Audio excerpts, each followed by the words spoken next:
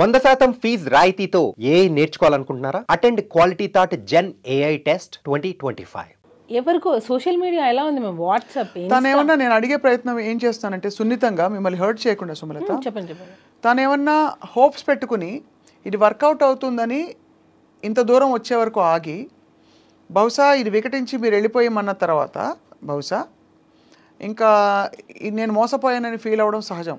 అంటే ఒక రిలేషన్షిప్లో ఉండి తను ఆ రిలేషన్షిప్ ఇది రిలేషన్షిప్ కాదు ఇన్ని రోజులు నేను కేవలం ఇలా ఉన్నానని గ్రహించుకోవడం రియలైజ్ అవ్వడంతో ఒక్కసారిగా తను తిరగబడిందని కొంతమంది వాదన. ఇది నేను ఏది గౌరవ కోర్టు పరిధిలో ఉండేది ఏది మనం స్పెక్యులేట్ చేయకూడదు.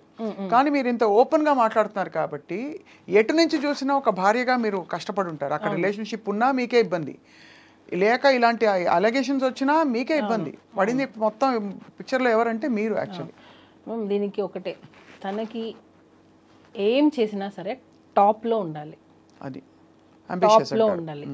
అంబిషియస్, చాలా అంబిషియస్ తను. దానికోసం తను ఏం చేయడానికైనా రెడీ. ఎగ్జాంపుల్ ఇదే, ఒకవేళ నిజంగా నీకు హెరాస్మెంట్ జరుగుండి ఉంటే నీ అంబిషన్ కోసమే కదా నువ్వు ఇన్ని రోజులు ఫేస్ చేసావు.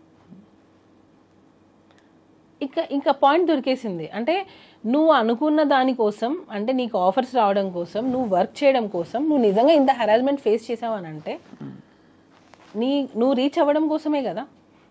నేను ఎప్పుడైతే ఇన్వాల్వ్ అయ్యానో తన ఆటలు సాగలేదు. ఇంకొక యాంగిల్ కూడా వచ్చింది, మీకు తెలిసే ఉంటుంది, మీరు వార్తలు చూస్తూనే ఉన్నారు కాబట్టి మీ విషయమే కాబట్టి. ఇక్కడ మతం యాంగిల్ కూడా ఒకటి వచ్చింది. తన్ని బలవంతంగా మతం మార్చే ప్రయత్నం మీరు కూడా చేశారని. అదే నాకు అర్థం కాలేదు. మీరు ఏమన్నా తన మతం మార్చి కన్విన్స్ చేద్దాం అనుకున్నారా? ఏమని కన్విన్స్ ఎందుకు చేయాలి? ఏం చేయాలి అంటే బహుశా ఐ డోంట్ నో, నాకు తెలియదు. మతం అలిగేషన్ అయితే వచ్చింది కదా మీకు. అదే మ్యామ్, నేను మామూలుగా అడిగేది ఏంటంటే నేను ఎందుకు మార్చాలి అంటే మీకేమైనా ఒత్తిడి ఉండిందా? ఎందుకు జానీ మాస్టర్ నుంచి మీరు మిమ్మల్ని కన్విన్స్ చేసి మీరు వెళ్ళి కన్విన్స్ చేయమని ఎందుకు మ్యామ్? ఎవరైనా భార్య ఇంకొక అమ్మాయి దగ్గరికి పంపిస్తుందా? అంటే మీ మీద ఒకవేళ మీకు పిల్లల్ని రేపు పిల్లలకి మీకు అసలుకే మోసం వస్తుందని ఈ విషయం బయటకు వచ్చిన విషయం మీకు తెలుసు కదా? తెలుసు మ్యామ్. నాకు 2 పిల్లలు. నా పిల్లలకి నేనే తల్లి అవ్వాలనుకుంటాను, నా భర్త నాకే కావాలి అనుకుంటాను. అది కరెక్టే. అది ఎవరైనా నేను ఎందుకు మా హస్బెండ్ వచ్చి నువ్వు కన్విన్స్ చేయని నన్ను ఎలా అడుగుతారు? అసలు తిడితే ఎందుకు తిడతారు? ఇబ్బంది పెట్టి మీరు వేరే ఆప్షన్ లేదు నీకు, నేను వదిలేస్తానంటే అట్లీస్ట్ నేను ఉంటాను, తను ఆ టైప్ కాదని మీరు చెప్తున్నారు. కానీ ఎలిగేషన్ వచ్చిన మాట అయితే వాస్తవం కదా. ఎలిగేషన్ వచ్చింది, అది కాదు అని చెప్తున్నా. అది మాస్టర్ నన్నే కన్వర్ట్ అవ్వమని నన్నే ఫోర్స్ చేయనప్పుడు ఇంకొక అమ్మాయిని కన్వర్ట్ అవ్వమని నన్నే ఇండైరెక్ట్ ప్రాసెస్ అసలు ఎందుకు జరుగుతుంది? మీరు అంటే పేరు మార్చుకున్నారు కదా? మార్చుకోలేదు. నా అన్ని ప్రూఫ్స్, నా passport, everything is on Sumalatha's name. సుమలతనే. అండ్ ఒకవేళ మీరు ఇష్టపూరితంగా వాళ్ళ కస్టమ్స్ ఫాలో అయినా అది మీ ఇష్టం. అది ఎవరి ఇష్టం, అది దానికి కన్వర్షన్ అని పేరు పెట్టేస్తే ఎలా? అంటే ఖచ్చితంగా అది అంటే ఈ అలిగేషన్ వచ్చింది కాబట్టి స్పెసిఫిక్ గా కొంతమంది అడిగారు నన్ను ఈ విషయం. మీకు తెలుసా ఈ విషయం? ఇప్పుడు కన్వర్ట్ అవ్వు అనగానే కన్వర్ట్ అయిపోయేంత పిచ్చోళ్ళం ఏం కాదు ఇప్పుడున్న జనరేషన్లో. ఇప్పుడున్న అమ్మాయిలకి అసలు అది అవసరం లేదు. ఫస్ట్ ఆఫ్ ఆల్ మనం అడుగుతున్నామని అంటే అసలు ఎందుకు అడగాలి? వాళ్ళు కన్వర్ట్ అయితే ఏంటి, అవ్వకపోతే ఏంటి? సరే ఓకే, ఈ అమ్మాయిని అడిగానే అనుకుందాం. ఇంతవరకు కూడా ఇది ఎవరికైనా రిపీట్ అయ్యిందా?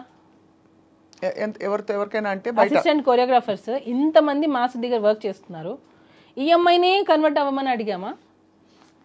అంటే వేరే అమ్మాయిలు ఎవరు ఎలిగేషన్ చేయలేదే. అంటే ఇది వరుస పెట్టి అందరినీ చేస్తారని కాదు, ఈ అమ్మాయి ఒకటే అన్ని చేస్తుంది అంటున్నా. ఈ అమ్మాయి ఒకటే కన్వర్ట్ అవ్వమని చెప్పారంటుంది, నాకు అవసరానికి డబ్బులు ఇచ్చారని చెప్తుంది, నన్ను వాడుకున్నారని చెప్తుంది, సెక్షువల్ హెరాస్మెంట్ అని చెప్తుంది. ఈ అమ్మాయి ఒకటే మోర్ దాన్ 1 year వెళ్ళిపోయిన అమ్మాయి సడన్ గా ఇప్పుడు వచ్చి కేసు పెడుతుంది అని అంటే ఏంటి? ఇది ప్రీ ప్లాన్ అని క్లియర్గా, క్రిస్టల్ క్లియర్గా ఇది ప్రీ ప్లాన్డే.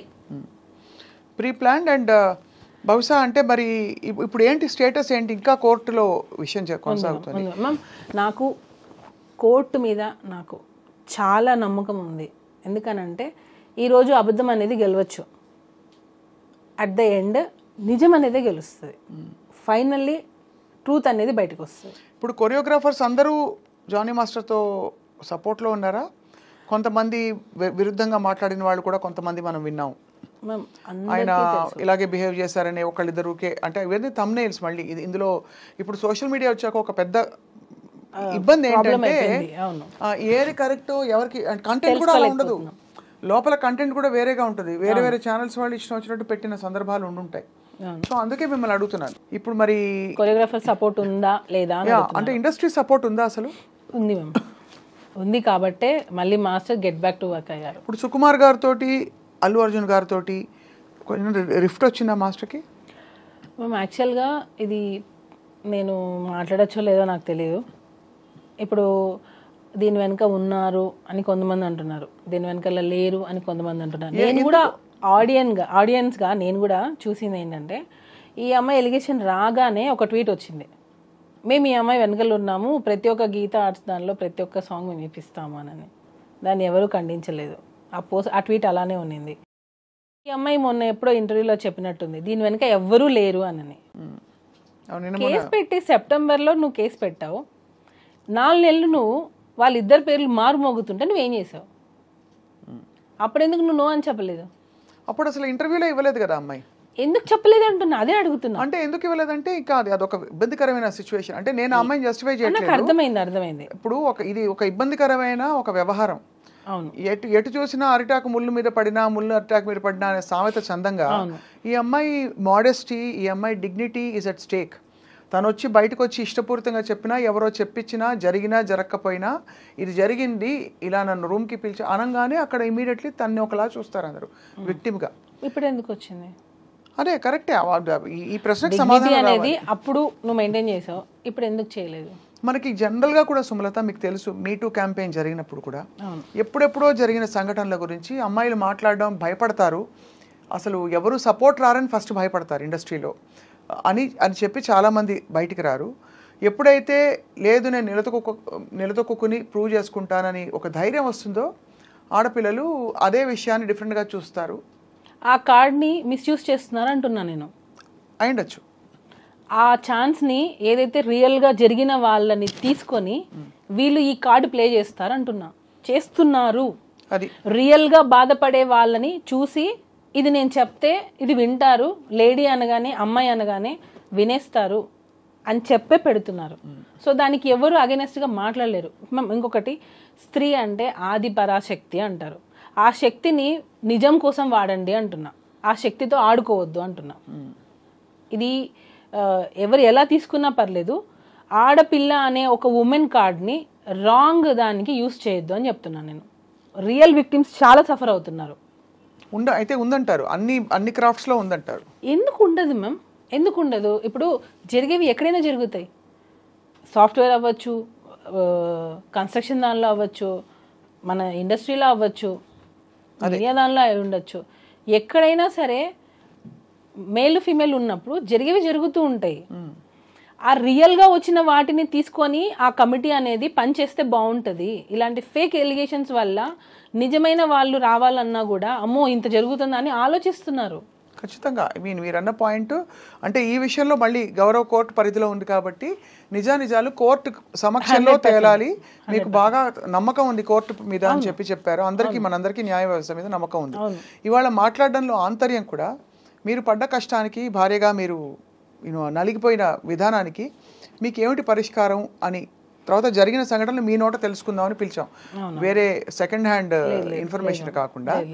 ఒకటి చెప్పండి సుమలత, ఇప్పుడైతే మీరు జానీ మాస్టర్ ఎలా కలిసారు, ఎప్పుడు కలిసారు? మేము 2002-03లో మాస్టర్ దగ్గర నేను వర్క్ చేశారు ఉన్నాను. అంటే అప్పుడు మాస్టర్ డాన్సర్గా ఉన్నారు. అలా పరిచయం అయింది. ఈగా షూటింగ్లో మీరిద్దరు. తర్వాత 2012 మ్యారేజ్ అయింది.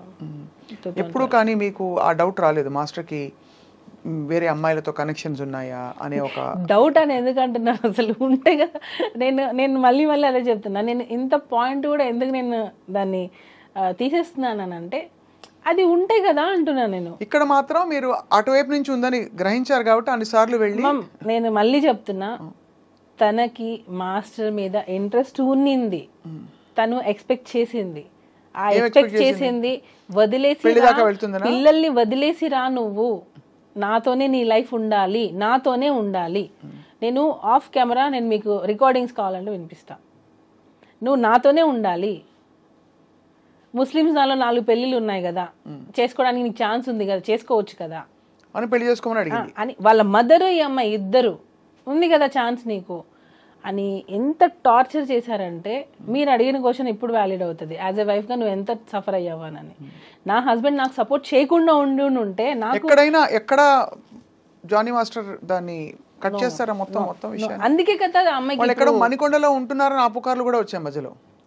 వాళ్ళు మణికొండ బ్యాక్ సైడ్ అనుకుంటాం వాళ్ళది, అమ్మాయి వాళ్ళు స్ట్రీట్ నాకు తెలియదు కానీ మణికొండ సైడే. ఈ అమ్మాయి జానీ మాస్టర్ కలిసి ఉన్నారు లివ్ ఇన్ అని కూడా ఎక్కడ, ఇవన్నీ అంటే బయటకు వచ్చిన అనేక విషయాలు. లేదు నేను వాళ్ళు అనుకున్నా, మళ్ళీ ఇది వేరేలాగా వెళ్ళిపోతుంది. వాళ్ళు ఉండింది అక్కడ, లివ్ ఇన్ రిలేషన్షిప్ లేదు. ఆ అమ్మాయి మాస్టర్ని ఇష్టపడింది, ఇది వాళ్ళ మదర్కి బాగా తెలుసు. వాళ్ళ మదర్ ఉండి ఎంకరేజ్ చేసింది. అసలు యాక్చువల్గా అమ్మాయి ఇలా అవ్వడానికి కారణమే నాకు తెలిసి వాళ్ళ మదర్, నేను అనుకోవడం.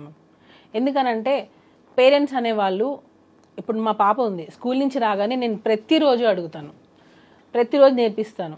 గుడ్ టచ్ బ్యాడ్ టచ్ అనేది చిన్నపిల్లలకి ఇప్పుడు మనం వస్తూనే ఉంది. నేను ఇంకొక చిన్న ఎగ్జాంపుల్ చెప్తాను. ఒక స్కూల్లో చిన్న పాప, ఫస్ట్ క్లాస్ పాపకి ఇదే సేమ్ అబ్యూస్ జరిగితే ఫోక్సో కింద డ్రైవర్ని సంథింగ్ అరెస్ట్ చేశారు. ఆ పేరెంట్స్ ఏం చేశారంటే, వాళ్ళ ఇంటి అపార్ట్మెంట్స్ పైన ఓనర్తో సంథింగ్ రెంట్ మీద గొడవలు అయితే అదే ఫోక్సో కేసు ఆ ఓనర్ మీద ఈ పాపకు చెప్పి పెట్టించింది. నిన్ను మిస్బిహేవ్ చేశారని చెప్పు, నన్ను ఇలా టచ్ చేశారని చెప్పు అని అదే పాపకి ఆమె చెప్పి ట్రైనింగ్ ఇప్పించి పోలీస్ స్టేషన్లో కంప్లైంట్ ఇప్పించి అదే ఓనర్ మీద ఇది జరిగింది. ఓనర్ మీద కంప్లైంట్ ఇప్పించింది. కొన్ని రోజుల తర్వాత అది ఫేక్ కేసు అని ఆమె మళ్ళీ ఒప్పుకుంది. నేనే పెట్టించాను కోపంతో, ఆ పాప కూడా ఒప్పుకుంది. ఈ మధ్యలో ఎవరిది మేము లాస్ అయింది?